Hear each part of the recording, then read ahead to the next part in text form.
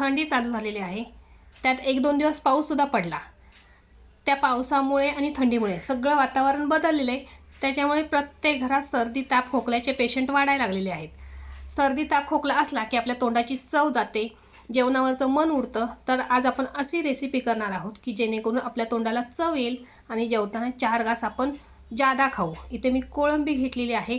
कोळंबीला मी 1 चमचा आलं लसूण पेस्ट घातलेली आहे, 1 चमचा लाल तिखट, चवीनुसार मीठ, थोडीशी कोथिंबीर आणि 2 चमचे कॉर्नफ्लॉवर घालून सगळं हे कोळंबीला मी लावून घेते आणि 10 मिनटं मॅग्नेट होण्यासाठी बाजूला ठेवलेलं आहे. तेल गरम करायला ठेवलं. तेलामध्ये मी एक एक करून कोळंबी सोडते आणि कोळंबी 1-2 वेळा आपण आलटून पालटून घेऊया. छान अशी क्रिस्पी आपण कोळंबी फ्राय करून घेऊया. कोळंबी फ्राय झालेली आहे. सेकंड बॅचसुद्धा आपण त्याच पद्धतीने फ्राय करून घेऊया. तर तयार झालेली इथे आपली कोळंबी भजी किंवा कोळंबी फ्राय, काय म्हणायचं कमेंट करून नक्की सांगा.